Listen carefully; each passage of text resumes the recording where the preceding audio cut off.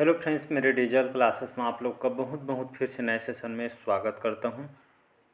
तो हम पिछले सेशन में यहाँ पे छत्तीसगढ़ से मान्य अध्ययन में जो है अब लगभग 40 क्वेश्चन में कवर कराया था। ये जो है छत्तीसगढ़ के इतिहास है और सभी मोस्ट इंपॉर्टेंट सिलेक्टेड क्वेश्चन है। ठीक है जी, कौन कौन से एग्जाम के लिए काम आएगा आपका। पीएससी प्री हो गया, छत्तीसगढ़ पुलिस, हॉस्टल वार्डन, प्रयोगशाला, छत्तीसगढ़ के जो भी एग्जाम का आप तैयारी कर रहे होंगे उन सभी एग्ज़ाम के लिए काम आएगा। ठीक है, ऐसा नहीं है एक एग्ज़ाम के लिए, सभी एग्ज़ाम के लिए कंटेंट को जो है आपके सिलेबस के अकॉर्डिंग जो है क्वेश्चन को तैयार किए, जो भी आपके एग्ज़ाम है उस सभी एग्ज़ाम के लिए जो है काम आएगा। ठीक है, चलिए स्टार्ट करते हैं। तो पिछले सेशन में देखे थे 40वां क्वेश्चन है कि जो है सरपुरी राजवंश के जो कौन से शासक हैं जिन्होंने जो है स्वर्ण सिक्के जो है प्रचलित किए थे।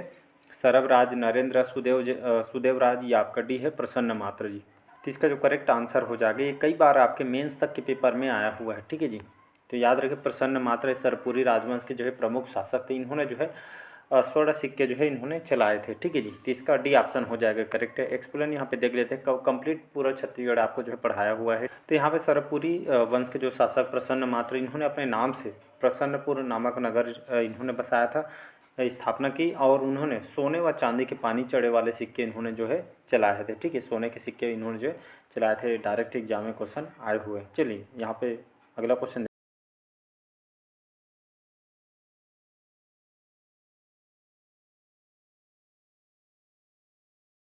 रांची अभिलेख, राजिम अभिलेख, मंदसौर अभिलेख या उदयगिरी का अभिलेख। ठीक है, तो इसका जो करेक्ट आंसर हो जाए कौन सा जो साक्ष्य जो छत्तीसगढ़ के प्राचीन इतिहास का महत्वपूर्ण स्रोत है, तो आपका राजिम अभिलेख। याद रखें राजिम अभिलेख से कई बार आपके मेंस तक के पेपर में आए हुए हैं। तो राजिम जो अभिलेख है ये जो है ऐतिहासिक साक्ष्य छत्तीसगढ़ के प्राचीन इतिहास का माना जाता है। इसका बी ऑप्शन जो है करेक्ट आंसर हो जाए। तो इनके बारे में सुने होंगे, तो नलवंशी जो शासक विलास तुंग, ठीक है जी, तो इनकी जो अभिलेख है राजिम अभिलेख, जिसमें छत्तीसगढ़ के इतिहास के बारे में जो जानकारी यहाँ से इस से जो है पता चलती है। ठीक है, राजिम अभिलेख कई बार पूरे डिटेल के साथ पढ़ाया हुआ है। चलिए नेक्स्ट क्वेश्चन देखते हैं। तो राजिम अभिलेख करेक्ट आंसर हो। अगला क्वेश्चन देखते हैं, निम्न में से कौन सी जोड़ी, ठीक है, निम्न में से कौन सी जोड़ी जो है यहाँ पे प्राचीन छत्तीसगढ़ के राजवंश और शासक से सुमेलित है उसको बताना है। ठीक है सुमेलित है उसको बताना। सरपुरी वंश, ठीक है, भगवत वर्मा, पांडु वंश, महाश्रीगुप्ता, बालार्जुन, सोमवंश, जगदेव भूषण या नल वंश जो प्रसन्न मात्र। यहाँ पे कौन सी जोड़ी जो है प्राचीन छत्तीसगढ़ के राजवंश से जो है सुमेलित है उसको बताना है। तो यहाँ पे हम देख रहे हैं ये आपके पांडु वंश, जिसमें महाश्रीगुप्ता, बालार्जुन जो है प्रमुख शासक थे और सबसे ज़्यादा लंबे समय तक इन्होंने शासन किया है। तो यहाँ पे जो करेक्ट आंसर हो जाएगा आपका पांडु वंश, महाश्रीगुप्ता, बालार्जुन, ये वाला जो है आपका सही हो जाएगा। ठीक है, तो यहाँ पे एक्सप्लेन देखेंगे। महाश्रीगुप्त जो बालार्जुन, महाश्रीगुप्त पांडुवंश के जो है महान शासक थे। छत्तीसगढ़ के इतिहास में इनके शासन काल को जो है छत्तीसगढ़ का स्वर्ण काल माना जाता है। सबसे बहुत ही महत्वपूर्ण शासक थे, धनुष विद्या में बहुत निपुण थे, इसलिए इनको जो है बालार्जुन कहा जाता है। इन्हीं के जो है शासन काल में जो चीनी यात्री हुएनसांग यहाँ पे आए हुए थे। ठीक है जी, बाकी जो है ज़्यादा डिटेल बताऊंगा तो यहाँ पे ज़्यादा लेट हो जाएगा। ठीक, मतलब वीडियो काफ़ी लंबा हो जाएगा। एग्जाम के दृष्टि से यहाँ पे जितना जो यहाँ पे बताना चाहिए यहाँ पे जो है आपको बताया जाएगा। ठीक है जी, नेक्स्ट क्वेश्चन देखते हैं। अगला क्वेश्चन है, निम्न में से कौन सी जोड़ी जो है छत्तीसगढ़ के करद राज्य उनके राजवंश से सुमेलित नहीं है उसको बताना है।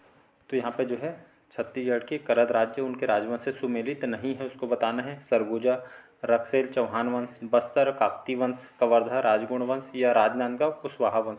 यहाँ पे सुमेलित नहीं है उसको बताना है। ये आपका डी ऑप्शन, ये राजनांदगांव कुशवाहा वंशी आपका सुमेलित नहीं है। बाकी जो है ए बी सी इसका जो है करेक्ट आंसर। तो यहाँ पे जो है सरगुजा में रक्सेल वंश का जो है शासक था। काकती वंश के शासक बस्तर क्षेत्र में फैला हुआ था। कवर्धा में राजगुण वंश के शासक थे, जबकि राजनांदगांव में ये आपका बैरागी वंश के जो है शासक थे। ठीक है, इसको याद रखना।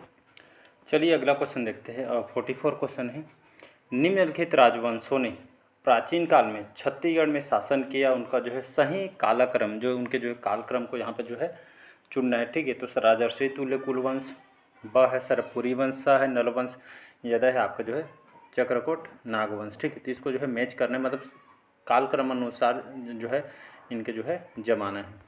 तो यहाँ पे देखेंगे तो है प्राचीन काल में छत्तीसगढ़ शासन के उनका कालक्रम अगर देखेंगे तो ये आपका जो है राजर्षि तुल्य कुलवंश, ये क्रम को याद रखिएगा। पहले आ जाएगा आपका राजर्षि तुल्य कुलवंश, नहीं एक मिनट, ठीक, राजर्षि तुल्य, तो यहाँ पे जो है राजर्षि तुल्य कुलवंश, ठीक है, राजर्षि तुल्य कुलवंश, इसके बाद नल वंश, और आप इसके बाद आपका जो है सरपुरी वंश और आपका नागवंश। ठीक है, तो यहाँ पे जो है इसका जो क्रम अगर देखेंगे, यहाँ पे अ स, यहाँ पे 1 मिनट ये वाला आएगा, ठीक है जी। तो इसका जो करेक्ट आंसर हो जाएगा अ स ब द, ठीक है। बी ऑप्शन यहाँ पे जो है करेक्ट आंसर हो जाएगा, ठीक है जी। तो यहाँ पे राजर्षि तुल्यवंश, यहाँ पे ऐसे आर, फिर एस, फिर बी, फिर आपका जो है डी आ जाएगा, ठीक है। ऐसे इसको जो है मैच करना है, तो इसका बी ऑप्शन जो है करेक्ट आंसर हो जाए। तो यहाँ पे देखेंगे दक्षिण कौशल में संभवतः 5वीं से 6वीं शताब्दी के समय राजर्षि तुल्यकुल वंश का जो है शासन था। इसके पश्चात क्रमशः नल वंश, सरपुरी वंश तथा नाग वंश का जो है शासनकाल रहते। इसको ऐसे इसको जो है मैच करना, ठीक है। अगला क्वेश्चन देखते, अगला क्वेश्चन है 45 क्वेश्चन, रतनपुर का कौन सा एक जो प्राचीन नाम सही नहीं है? रत्नावलीपुरी, अम्बापुरी, मणिपुर या आपका रत्नपुर। तो इसका जो करेक्ट आंसर हो जाएगा यहाँ पे, ये जो रतनपुर का कौन सा एक जो प्राचीन नाम सही नहीं है उसको बताना है। तो ये आपका जो है अम्बापुरी, अम्बापुरी ये जो है प्राचीन नाम नहीं है रतनपुर के। इसको रत्नावलीपुरी, मणिपुर, रत्नपुर, रतनपुर अब नाम से जानते हैं। तो इस तरह इसको जो है कौन सा नहीं है, तो ये अम्बापुरी ये जो है नहीं है, ठीक है जी। तो यहाँ पे रतनपुर को जो है अलग अलग जो है प्राचीन समय में इसको अलग अलग नाम से जाना जाता था। उसी तरह रतनपुर का अलग अलग युगों में अलग अलग नामों से जाना गया, जिसमें क्रमशः मणिपुर, माणिकपुर, हीरापुर तथा रतनपुर नाम शामिल। इसे चतुर्युगीपुरी तथा कुबेरपुर भी इसको जो है कहा गया है, ठीक है जी। चलिए अगला क्वेश्चन है 46 क्वेश्चन है, समुद्रगुप्त के दक्षिण अभियान में पराजित कौशल के जो है राजा जो राज्य थे, उस वहाँ के जो राजा निम्नलिखित कौन था या कौन सा शासक था? स्वामीदत्त, व्याघ्रराज, विष्णुगुप्त या आपका महेंद्र सेन। इसका जो करेक्ट आंसर हो जाएगा डी ऑप्शन। ये क्वेश्चन आपके मेंस तक के लेवल में आया हुआ है, ठीक है, बहुत बार रिपीट हुआ है, ठीक है। तो दक्षिण कौशल के शासक कौन थे? या आपका महेंद्र सेन थे, ठीक है जी। और जो है समुद्रगुप्त इनको जो है पराजित किया था महेंद्र सेन को। ये महाकांतार के शासक व्याघ्रराज, इनको भी जो इन्होंने जो है पराजित किया था। कन्फ्यूज़ करने के लिए एग्जाम में क्वेश्चन पूछता है कि जो है जीतने के बाद इसको अपने राज्य में सम्मिलित किया गया था कि नहीं किया गया था, ठीक है। तो इन्होंने जो सम्मिलित नहीं किया गया था, ठीक है, कंफ्यूज करने के लिए एग्जाम में क्वेश्चन आया हुआ। तो यहाँ पे एक्सप्लेन देखेंगे, समुद्रगुप्त ने अपने दक्षिणापथ अभियान के दौरान कौशल के शासक महेंद्र सेन तथा महाकांतार के शासक व्याघ्रराज को इन्होंने पराजित किया था। जीतने के बाद इन्होंने इनके जो शासन क्षेत्र था वहाँ पे इनको जो है सम्मिलित अपने शासन में नहीं किए थे। चलिए अगला क्वेश्चन देखते हैं 47 है, सातवाहन काल में रोम के सोने के जो सिक्के बिलासपुर जिले के कौन से स्थान से प्राप्त हुए, जिससे पता चलता है कि जो है किस उस काल में भारत का व्यापार रोम से होता था? पाल, चकरबेड़ा, रतनपुर या मल्हार से। तो इसका जो करेक्ट इसका बी ऑप्शन जो है करेक्ट आंसर हो जाएगा चकरबेड़ा से, ठीक है। तो सातवाहन काल अगर पढ़ेंगे तो वहाँ पे जो है रोम के जो है सोने के जो सिक्के बिलासपुर जिले के चकरबेड़ा इस स्थान से जो है पता चलता है कि जो इस काल के जो है जो सोने के सिक्के जो है भारत का जो व्यापार रोम से होता था, ऐसा करके जो है जानकारी यहाँ से पता चलता है, ठीक है। इसका बी ऑप्शन चकरबेड़ा करेक्ट आंसर हो। तो बिलासपुर के चकरबेड़ा नामक स्थान से रोम के जो सिक्के प्राप्त हुए, यह जो है सिक्के सातवाहन कालीन ये जो है माने जाते हैं, ठीक है। मतलब सातवाहन वंश के जो है ऐसा करके जानकारी पता चलता है, ये जो है सिक्के से चकरबेड़ा बिलासपुर जो प्राप्त हुए हैं, ठीक है जी। अगला क्वेश्चन देखते हैं, सातवाहन नरेश जो अपीलक की एकमात्र मुद्रा रायगढ़ जिले के कौन से स्थान से प्राप्त हुई है? बालपुर, पुसौर, तमनार या लैनुंगा से। तो इसका जो करेक्ट आंसर हो जाएगा सातवाहन नरेश अपीलक के जो एकमात्र मुद्रा रायगढ़ जिले के ये आपके बालपुर से जो है प्राप्त हुए हैं, ठीक है। इसका ए ऑप्शन जो है करेक्ट आंसर हो जाए। ये जो है खरसिया क्षेत्र के ग्राम जो तेलीकोट से तथा बिलासपुर के जो है कुषाणकालीन सिक्के यहाँ से प्राप्त हुए हैं, ठीक है जी। तो इसको याद रखें। चलिए लगभग 50 क्वेश्चन आज कंप्लीट कर लिए हैं, ठीक है जी। रिद्धिपुर ताम्रपत्र और केसरीबेड़ा जो ताम्रपत्र दक्षिण कौशल की किस राजवंश के जो है सशक्त ऐतिहासिक प्रमाण है?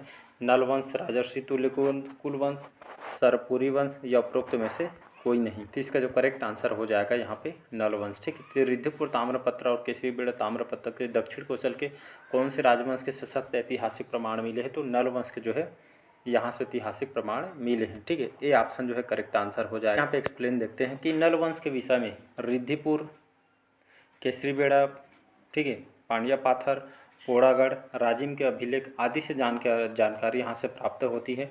इसमें से राजिम जो अभिलेख को जो है यहाँ पे छत्तीसगढ़ के इतिहास के बारे में जानकारी के जो है प्रमुख स्रोत इसको जो है माना जाता है, ठीक है। तो यहाँ से बहुत सारे जो है क्वेश्चन यहाँ पे आए हुए हैं। चलिए अगला क्वेश्चन देखते हैं। यहाँ पे 51 क्वेश्चन है, चीनी यात्री जो हेनसांग चीनी यात्री जो हेनसांग है छत्तीसगढ़ में किस राजवंश के समय आया था? कलचुरी राजवंश, पांडु राजवंश, नल वंश या छिंदक नागवंश। ठीक है, तो जो है किसके शासनकाल में जो कौन से राजवंश यहाँ पे शासन कर रहे थे? तब जो चीनी यात्री बौद्ध यात्री थे आया हुआ था, तो पांडु राजवंश। ठीक है, ये पांडु राजवंश जो महाश्रीगुप्त जो बालार्जुन थे इन्हीं के शासनकाल में जो है चीनी यात्री हेनसांग आया था, जिसमें आपका सिरपुर और मल्हार लगभग 639 ईस्वी में इन्होंने जो है छत्तीसगढ़ में इन्होंने भ्रमण किया था और छत्तीसगढ़ को जो है क्यासलोक नाम से वर्णन किया था उनकी जो पुस्तक सीयूकी में। ठीक है, तो पांडु राजवंश इसका बी ऑप्शन जो है करेक्ट आंसर हो जाए। यहाँ पे चीनी यात्री हेनसांग ने लगभग 639 ईस्वी में, अभी जैसे मैंने बताया पूरे डिटेल से साथ पढ़ाया हुआ है सभी, लगभग 639 ईस्वी में लगभग छत्तीसगढ़ की यात्रा के दौरान सिरपुर क्षेत्र में पांडु वंश का जो है शासनकाल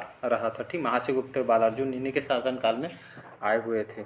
अगला क्वेश्चन देखते हैं, चलिए बढ़ते हैं अगला क्वेश्चन तरफ। 52 क्वेश्चन है, तीवरदेव ये जो है कौन से धर्म के अनुयायी थे? ठीक है, तीवरदेव अनुयायी थे वैष्णव धर्म का, शैव धर्म का, शाक्त धर्म या जैन धर्म का। तो इसका जो करेक्ट आंसर हो जाएगा ये आपका तीवरदेव जो है वैष्णव धर्म को मानते थे या वैष्णव धर्म के जो है अनुयायी थे। इसका ये ऑप्शन जो है करेक्ट आंसर।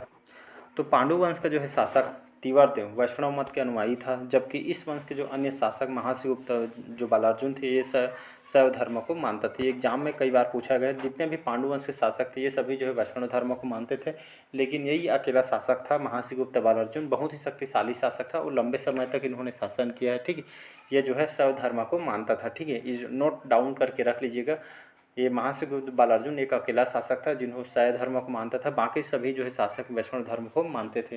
ठीक है जी, तो इसको आपको याद रखना है। अगला क्वेश्चन चलिए देखते हैं यहाँ पे, बस्तर के कोरापुट के नागवंशी राज्य का अंत किसने किया था? काकतियों ने, ठीक है, कलचुरियों ने या आपके नागवंशियों ने या गंगवंशियों के द्वारा? तो इसका जो करेक्ट आंसर हो जाएगा काकती वंशियों ने। ठीक है, तो बस्तर के कोरापुट के नागवंशी राजा जो है नागवंशी शासक जो यहाँ पे जो है बस्तर कोरापुट में जो नागवंश का शासन कर रहा था, इसका जो है अंत जो है काकती वंशियों के द्वारा किया गया था। इसका ये ऑप्शन जो है करेक्ट आंसर हो जाएगा। एक यहाँ पे एक्सप्लेन देख लेते हैं। बस्तर के छिंदक नागवंश का जो है अंतिम जो शासक थे हरिश्चंद्र देव, जिसे लगभग 1313 ईस्वी में वारंगल के काकती शासक जो है अन्नम देव ने पराजित कर बस्तर क्षेत्र में एक जो नए वंश की स्थापना इन्होंने की गई थी। ठीक है, जैसे पहले बताया मैं। चलिए बढ़ते हैं अगला क्वेश्चन तरफ। यहाँ पे बस्तर स्थित जो चक्रकोट है, ठीक है, बस्तर स्थित जहाँ पे चक्रकोट निम्न से एक इस वंश की जो है राजधानी थी काकती, कलचुरी, छिंदक नागवंश या सरपुरी वंश? इसका जो करेक्ट आंसर हो जाएगा सी ऑप्शन जो है करेक्ट आंसर हो जाएगा छिंदक नागवंश। ठीक, तो बस्तर स्थित चक्रकोट में जो है कौन सा वंश जो है इसकी राजधानी थी? तो छिंदक नागवंशियों को जो है राजधानी थी। सी ऑप्शन जो है करेक्ट आंसर हो जाए। तो बस्तर क्षेत्र में 10वीं शताब्दी से लेकर 14वीं शताब्दी तक, ठीक है, 10वीं लेकर 14वीं शताब्दी छिंदक नागवंशियों को शासनकाल रहा था। इस काल में बस्तर को भ्रमरकूट या इसको चक्रकोट के नाम से इसको जो है जाना जाता। ठीक है, तो बस्तर को मतलब जो है इसका प्राचीन नाम पूछे थे, ठीक है, तो इसको जो है छिंदक नागवंश काल में भ्रमरकूट चक्रकोट के नाम से इसको जाना जाता है। ठीक है जी, अगला और लास्ट क्वेश्चन है कि जो है कांकेर के सोमवंश के संस्थापक कौन है? ठीक है, तो कांकेर के अगर सोमवंश के पढ़ेंगे सोमवंश में, तो कांकेर सोमवंश के यहाँ पे फाउंडर बोला जा रहा है, संस्थापक कौन था? तो इसका जो करेक्ट आंसर बी ऑप्शन जो है करेक्ट आंसर हो जाएगा सिंहराज। ठीक है, सिंहराज जो है इसके जो है फाउंडर है, संस्थापक हैं, सिंहराज इसका जो है करेक्ट आंसर हो जाएगा। तो सोमवंश के संस्थापक ये जो कौन थे? सिंहराज को माना जाता है। इस वंश के शासक त्रिकलिंगाधिपति की उपाधि जो है धारण करते थे। ठीक है, ये थे आपके जो है इंपॉर्टेंट क्वेश्चन। बाकी का जो क्वेश्चन हम अगले पार्ट में क्वेश्चन को कवर करके, सभी क्वेश्चन इंपॉर्टेंट और सिलेक्टेड है। ठीक है जी, आपके सभी एग्जाम को दृष्टि से देखते हुए जो है तैयार किया गया। ठीक है जी, तो जुड़े रहिएगा। चैनल अच्छा लगे चैनल को लाइक शेयर सब्सक्राइब कीजिएगा, और पहले बार तो चैनल को लाइक शेयर सब्सक्राइब कीजिएगा। थैंक यू, मिलते हैं अगले पार्ट में।